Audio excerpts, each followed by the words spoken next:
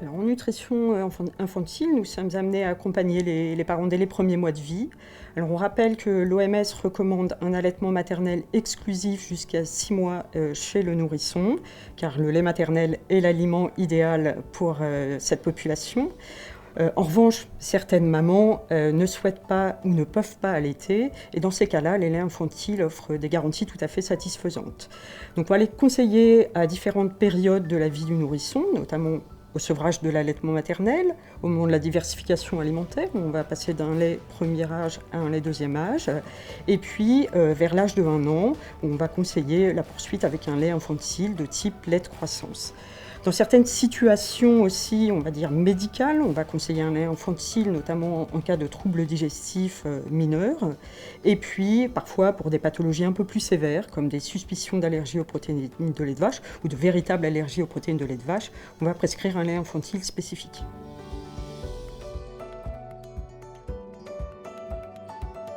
Les composants des laits infantiles répondent à une réglementation précise, régie par une directive de la Commission européenne en ce qui concerne les macro- et les micronutriments. De façon intéressante, après, on va s'intéresser à la composition en lipides, et notamment la présence de DHA, qui est maintenant obligatoire dans tous les laits infantiles depuis février 2020, et également à la présence d'ARA, qui n'a pas été rendue obligatoire par cette même directive, mais ceci va à l'encontre finalement des recommandations européennes de l'EFSA. Je rappelle que ces deux composants sont très importants pour le développement cognitif du nourrisson.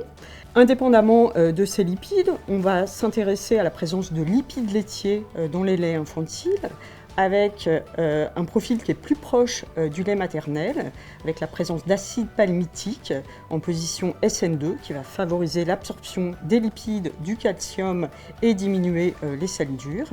Et enfin, ces lipides laitiers apportent également des membranes, des globules gras du lait, qui ont aussi un rôle dans le développement des fonctions cognitives et pour lutter contre les infections. Indépendamment des lipides, on va regarder si ces laits infantiles contiennent des pro- ou des prébiotiques qui peuvent avoir un rôle dans certains troubles digestifs mineurs présentés par les nourrissons.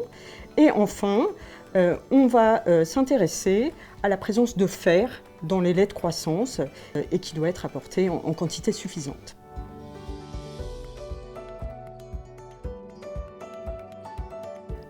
La nutrition infantile est un temps essentiel de la consultation pédiatrique.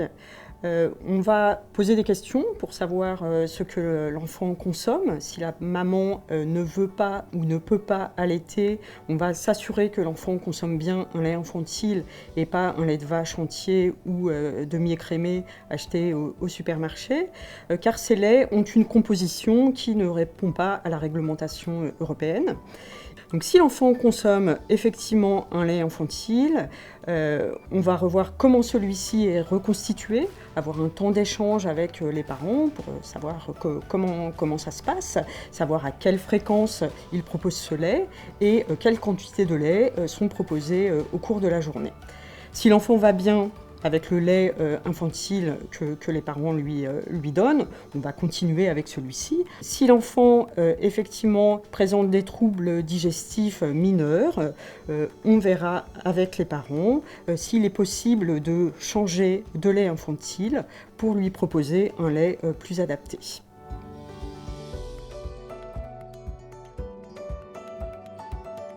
Alors, le rôle du pédiatre est absolument essentiel dans le choix du lait infantile pour accompagner les parents dans leur choix. Ce lait infantile, si la mère ne peut ou ne veut pas allaiter, doit être poursuivi jusqu'à l'âge de 3 ans selon les recommandations de la SFP. Il est important de choisir un lait dont la composition en lipides est adaptée, c'est-à-dire un lait qui va apporter du DHA et de l'ARA avec un ratio 1/1. Plus ou moins un lait qui contient des lipides laitiers, dont le profil est plus proche du lait maternel. Et au moment de la diversification alimentaire, il sera important de poursuivre la consommation régulière de lait infantile et d'ajouter dans les repas de la matière grasse. Je rappelle qu'il est important de ne pas diaboliser les lipides. Il n'y a pas risque d'obésité à cet âge-là et les lipides sont extrêmement importants pour le développement cognitif du nourrisson. Donc il est important d'ajouter de la matière grasse dans les plats proposés aux nourrissons.